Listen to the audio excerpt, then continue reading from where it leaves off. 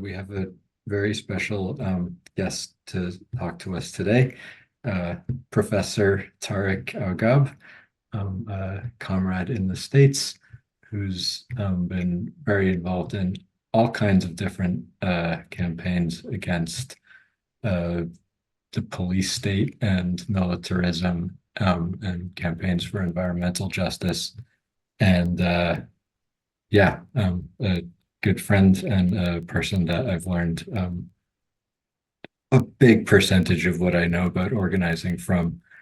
So yeah, Tarek's going to tell us about the student movement for Palestine. Yeah, take it away. Great. Thank you so much, Mark. Good to be here. First of all, I probably should have checked with you before I started talking, but am I allowed to basically say things that in the US are legal to say and in the UK are illegal to say?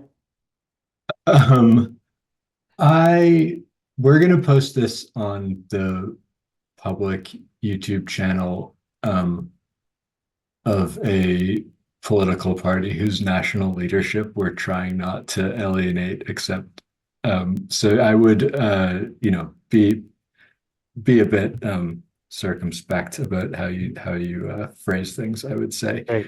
Great. If you can let the sentiment shine through in a way Yeah. that keeps the phrasing, yeah, above board. But don't Perfect. worry Perfect. too much. Okay, great. So I mean, in any case, I'm mostly planning on just reporting on experience as opposed to sort of expressing my, political convictions right now in this moment. So hopefully that will mostly do the work of navigating that difficulty for us. But yeah, I mean, I was asked to talk a little bit about the movement for Palestinian liberation insofar as it exists on college and university campuses in the United States.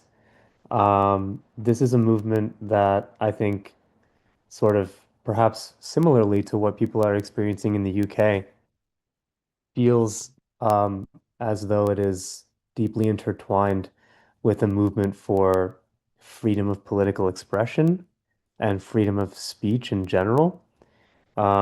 We have seen so many examples over the last 2, 3 years of people being politically persecuted for um, basically engaging in the kind of political activity that on paper is supposed to be completely above board and completely um, safe from official governmental persecution. And that's sort of, it couldn't be further from what we've actually experienced. And so what that means is, I think this movement and in general Palestine is sort of exposing a lot of weaknesses in what we sort of from naive perspective might think of as kind of our spectrum of rights in a country like the United States or like the UK.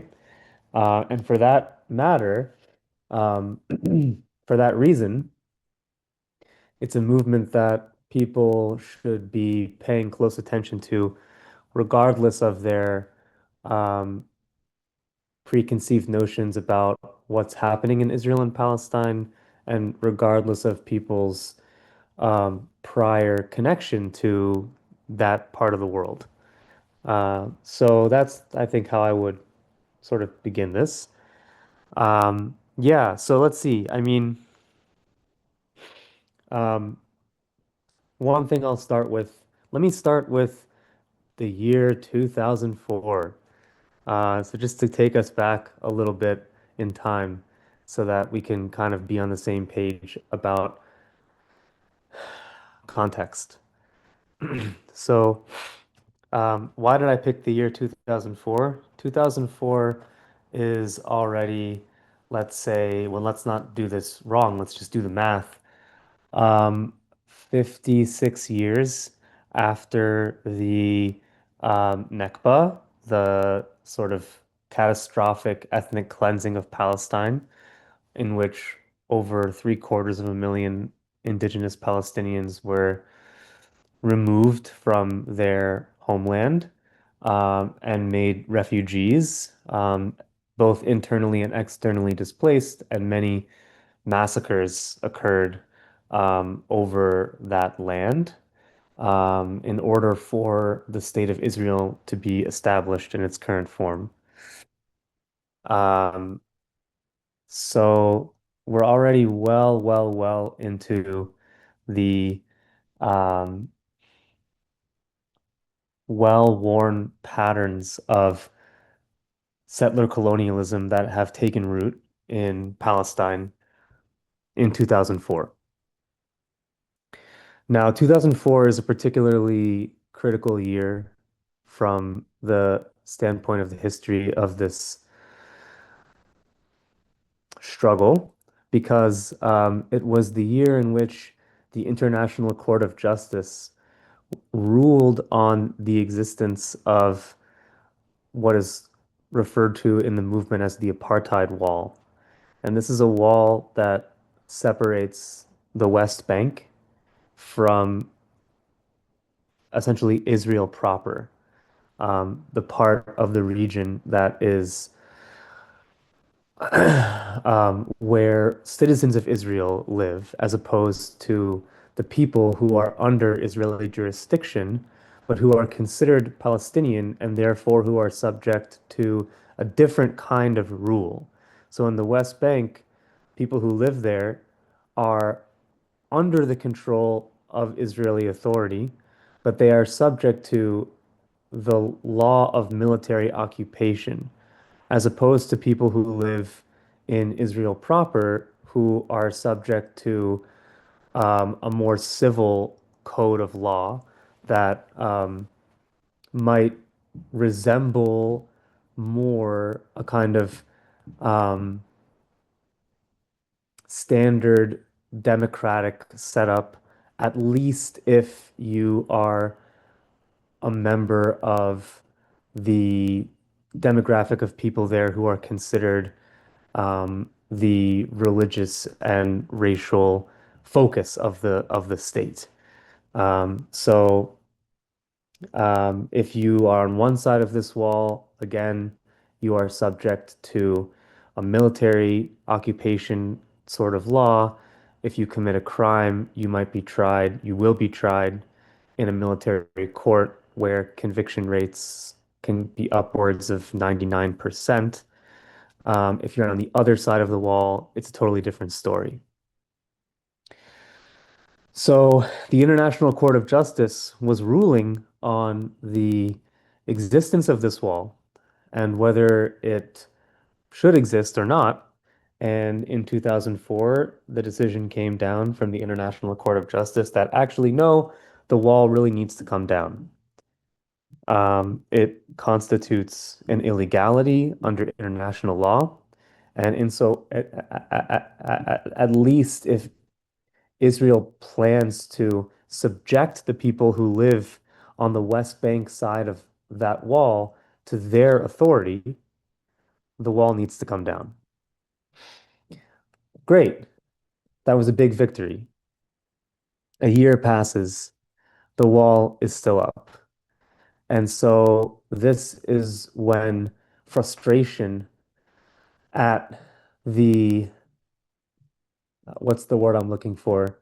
Intransigence of Israel on the face of the world stage built to such a level that members of Palestinian civil society were talking activists, we're talking lawyers, we're talking shop workers, we're talking dock workers, we're talking teachers, we're talking doctors. It was a very broad coalition of very many Palestinians from all different sectors got together and launched what is now known as the BDS movement. And this is in 2005. And the BDS movement stands for Boycott, Divestment, and Sanctions.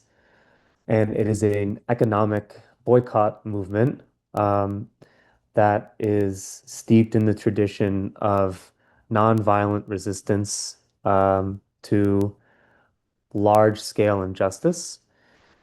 And it is meant to target those Israeli private and public institutions financially that are aiding and abetting the ongoing apartheid situation in Israel-Palestine. So this is in 2005 when the BDS movement launches, and it launches obviously originally in Palestine, but it's a worldwide movement.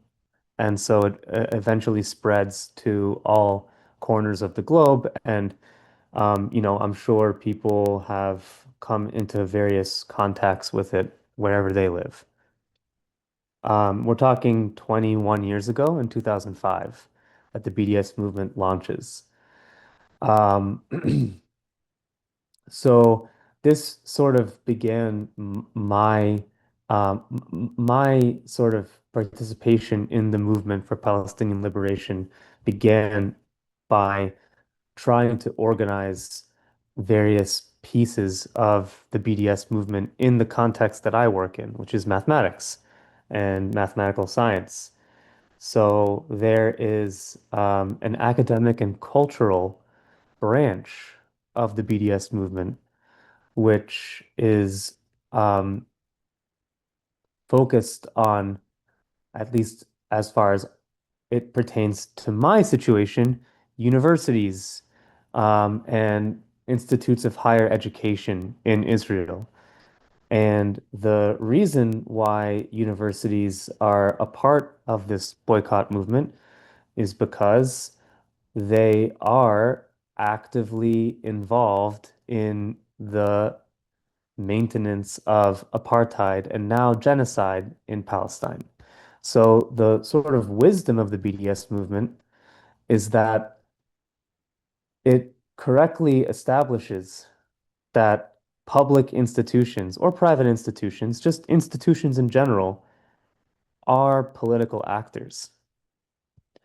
And being a university doesn't make you any less of a political actor than being a bank or being an investment firm. Universities are centers of knowledge production, and the decisions that get made around what gets to be studied and what doesn't, what stories in history are erased and which aren't, um, where a university is going to be built and where it isn't going to be built.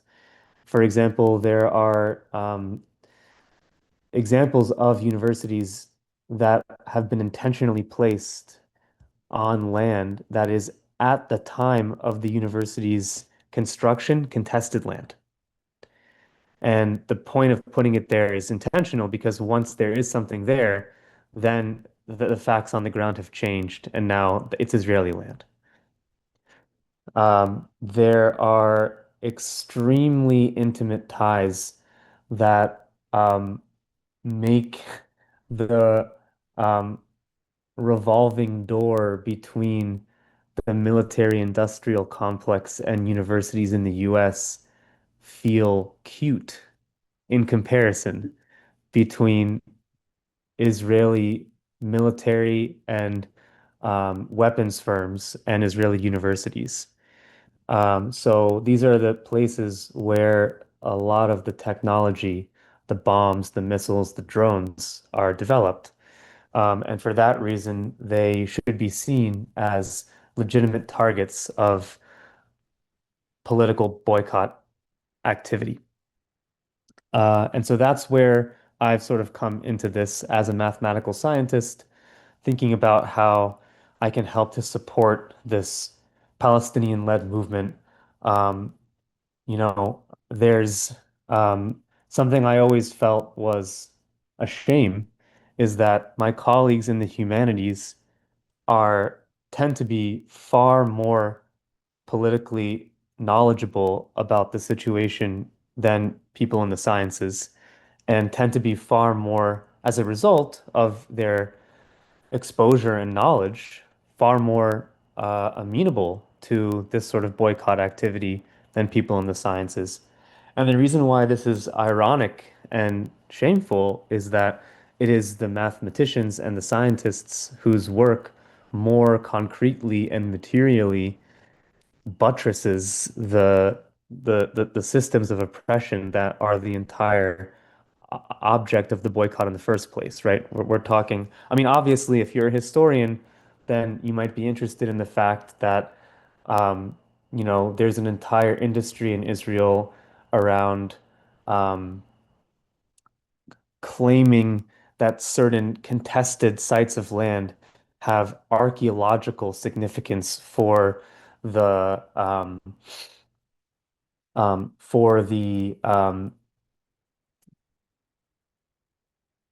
justification of further ethnic cleansing of Palestinian towns and villages. Oh, we did a dig here and we found some relics that show really the Jewish people were here 2,000 years ago. This is an ongoing problem in a lot of places where land is being contested in Israel, Palestine. Um,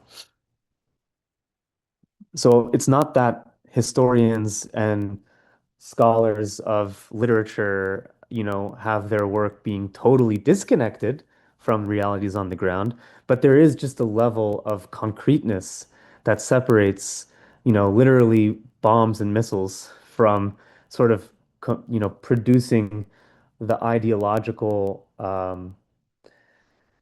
justification for what's happening. And so for that reason, it's always felt like, hey, mathematicians need to get a handle on this. And that's where I got started. And this was probably me getting started in this area, probably 2020, 2020, is when I really became active in this area.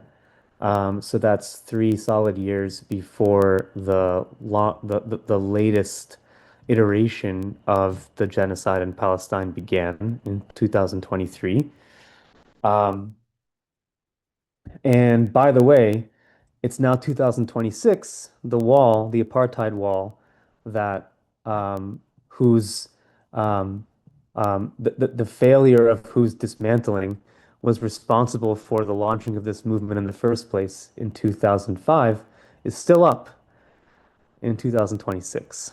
So that's just something to keep in mind.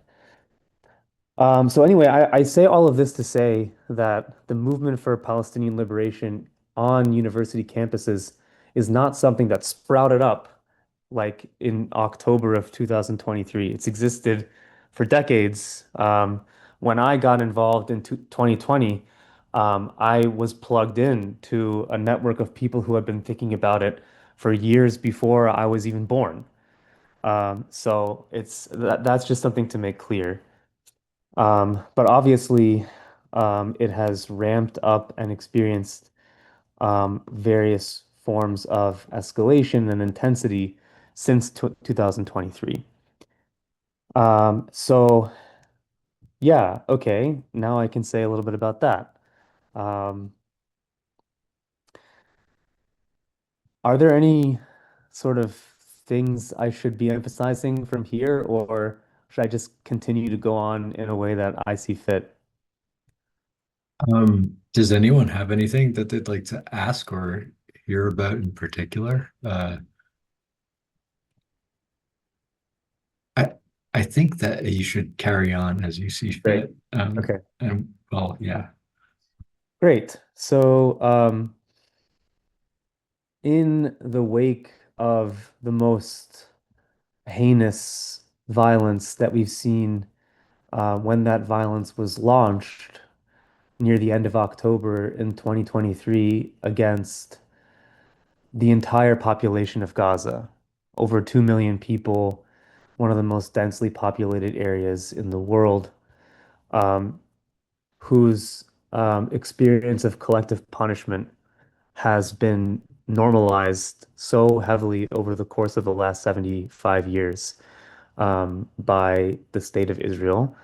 When the bombs began to fall, immediately, because the movement already existed, people were on college campuses students and some faculty alike were calling on their institutions to investigate the complicity that their institutions might have in this terror. And what I mean by that concretely is pressure began to mount from students and faculty sympathetic with the Palestinian cause to have their universities really investigate their finances and to think about are we invested literally, materially, financially in what is happening in Palestine right now? Does our endowment benefit from the largesse of Israeli companies that are developing the bombs and the missiles? And I think what can be easy to do when you are not in a movement and you are just sort of seeing it um, sort of evolve through time and you're on the outside of it. I think it can be easy to see what's happening in that movement and think to yourself, I wouldn't have made those decisions. They sort of did something strange here.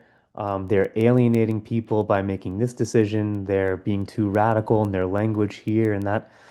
And I think that sort of criticism is not necessarily useless. I won't go that far, but I will say what it fails to do is acknowledge that what occurs in a movement is part of a dynamic between the movement and the targets of that movement. So to make this less abstract, I can just say what I've seen happen at universities near me and my own institution, which is that there are lots of ways that college administrators and college presidents could have responded to those initial questions and demands that the college investigate carefully where their money is, that would not have led to so much more of the movement that came after, which has been a thorn in the side of those exact same administrators and presidents. There could have been um, a willingness to take those concerns seriously that just never, ever, ever materialized. So almost across the board, what we saw on campuses in the US was um, a unilateral attempt to suppress, to silence, to in some cases actually suspend and expel, and in other cases to violently arrest by using police force of the surrounding city or area um, of students were who began by wanting to have an open conversation with their administrators. So I can say at the schools around me in Philadelphia, I know some of the students here who began by saying, we're going to set a meeting with our president and just sort of see what they say to these demands. And often, I mean, uh, administrators are always sort of the way they think is, how can I make this problem go away as quickly and quietly as possible? So they're at least not stupid enough to be in a meeting like that and literally yell in the faces of students and throw them out of the office. That is something that even they have the forethought to know is going to come back to bite them later. So instead, what they do is they nod and they smile and they say, we really welcome your concerns. And then nothing happens. Nothing happens. There's no follow-up.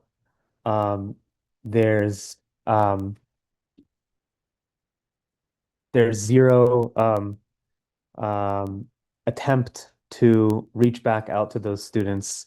Um, on the other hand, what students are seeing is when whenever there is even the slightest acknowledgement of Palestinian humanity on campus, when people put a sign on their door that says, "From the river to the sea, Palestine will be free," or when people organize vigils on their campuses and have the audacity to center a speaker who is Palestinian and maybe who has lost family in the bombings. And, such a person might be unbelievably, if you can believe it, sort of um, emotional and might be might have assumed that this is a space, a vigil, where they can feel free to actually express some of the anger and frustration and sadness that they're feeling at the loss of people who they cared about deeply.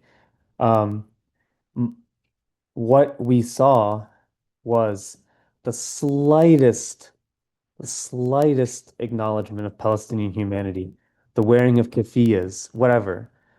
That is something that administrators would seize on with uh, ferociousness that almost made us wonder, are these actually administrators? I thought administrators were people who hear concerns, smile, and then nod and say, great, we'll do something about it, and then never do. So is this like sort of double-edged hypocrisy of we are being given the complete runaround, but those community members and often it's often not people who are on campus at all. It's parents, it's alumni, it's people who have some sort of financial sway over the institution, but who aren't there on a daily basis, who would call in, make complaints. And those are the kinds of things that college administrators in the US reacted to in a split second and reacted to it with a force that inspired more and more and more escalation. And that's the point that I want to make. Like the form that the movement has taken, you can think of it as a series of decisions that got made that each of which made sense as a response to college administrators treating people with this level of disregard. And so eventually this came to a head in the spring of 2024 when at Columbia University in New York City, students got together and um, created an encampment. So they brought out tents. They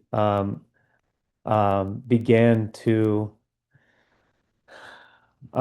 place them in an open square on campus, and they um,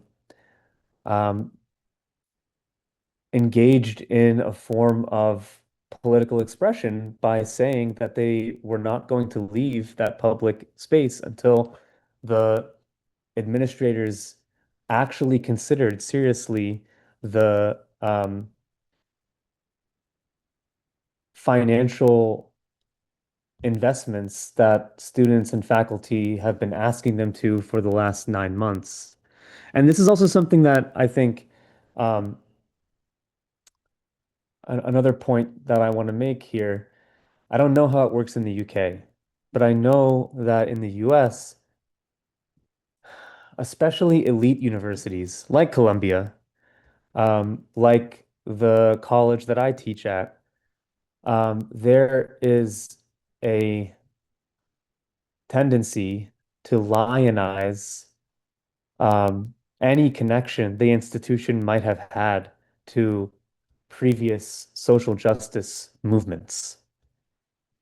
So, uh, at Columbia, for instance, and you'll forgive me for not remembering all the details of this off the cuff, but there was a moment in the 1960s during the civil rights era movement in the United States where students occupied a building on Columbia's campus in response to some way in which Colombia was not rising to the moment of that political moment. Um, and I believe the students that they were either arrested or expelled or something. Some very disproportionate measure was taken against the students by the university, and the university has a plaque or this prominently displayed. It used to be on their website too. I don't know if it still is, where they, first of all, mention that this has happened. They acknowledge that it was a different time. The university really overreacted, and we now see in the benefit of hindsight that what these students were doing was truly in the spirit of Columbia University, holding us all accountable, and so students see this. Students are not stupid, and they see on the one hand that their institutions are. Um, Branding themselves as these highly socially responsible institutions that care about ethics and care about morals and care about pursuing um, the knowledge that they curate through an extremely intentional and ethical lens. And meanwhile, we're faced with the ethical issue of our generation, and universities are treating the acknowledgement of that as a crime against humanity by the students. So this is the sort of thing that really is going to frustrate people, and it's going to create an environment where they're going to feel like the only way they can be heard is to take their political action to a new level. And so the encampment was born at Columbia, and that movement quickly spread to the entire country. My school had an encampment. Every school in the area I know of had its own encampment. Um, I was part of a group of faculty who would rotate between the various encampments at schools in the Philadelphia area just to stand on the border between the encampment and the rest of campus and try to de-escalate if and when uh, counter protesters and Zionists from the surrounding area um, would come and try to agitate the students. There was one instance in which, at the University of Pennsylvania, when I was serving in that role, someone came by and threw some sort of acidic solution on a student.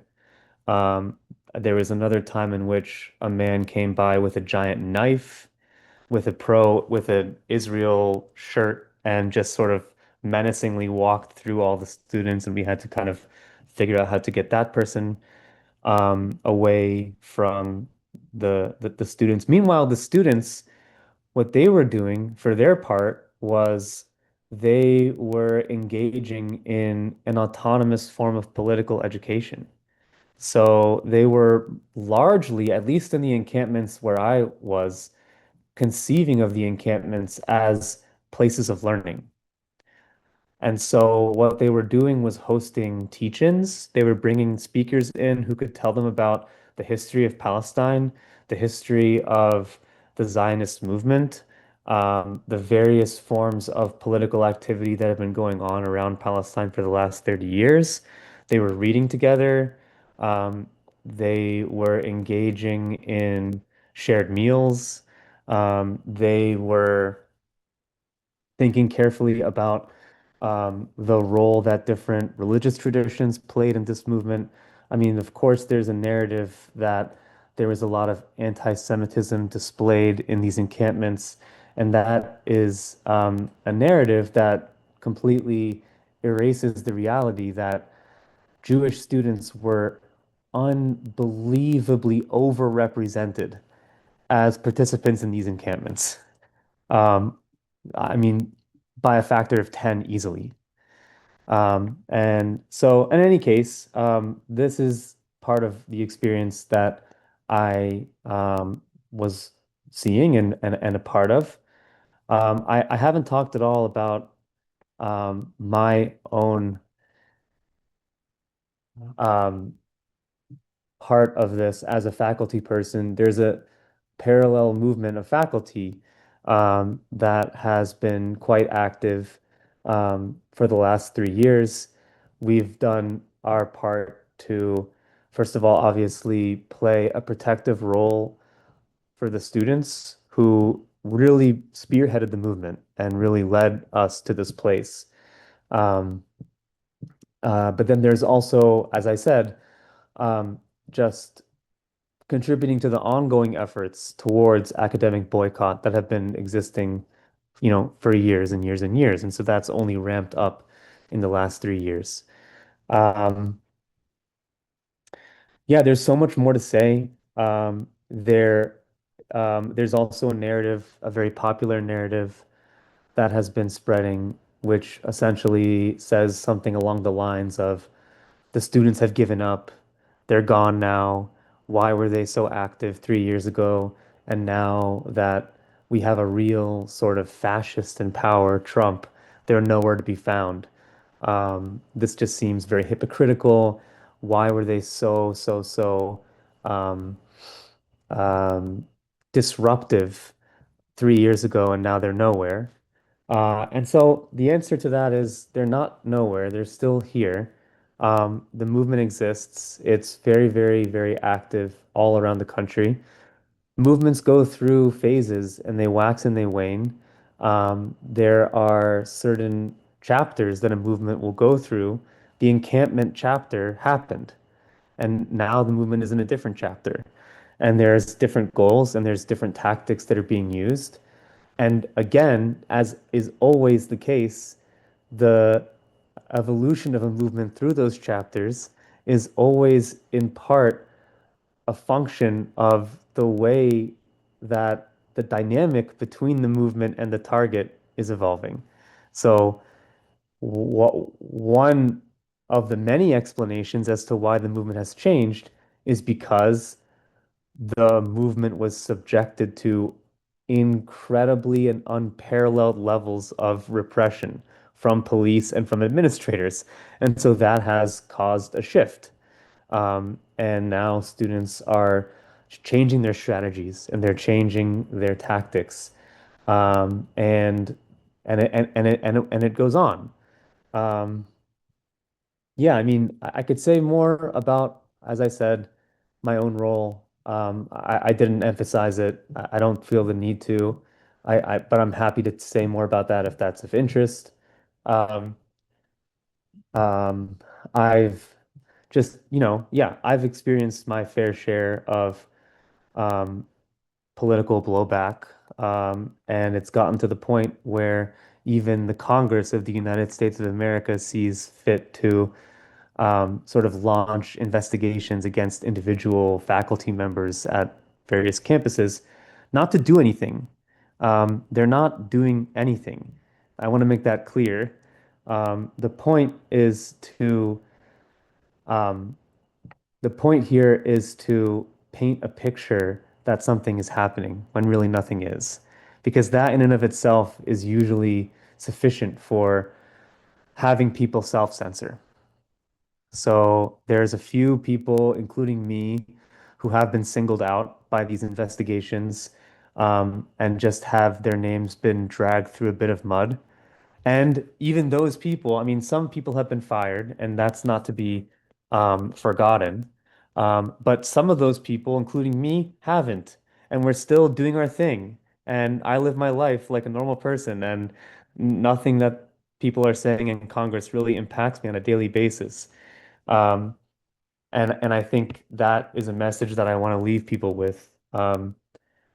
The people who are deeply invested in you not doing the things that would increase your level of political power and energy are going to make you feel like if you do, there are going to be serious repercussions.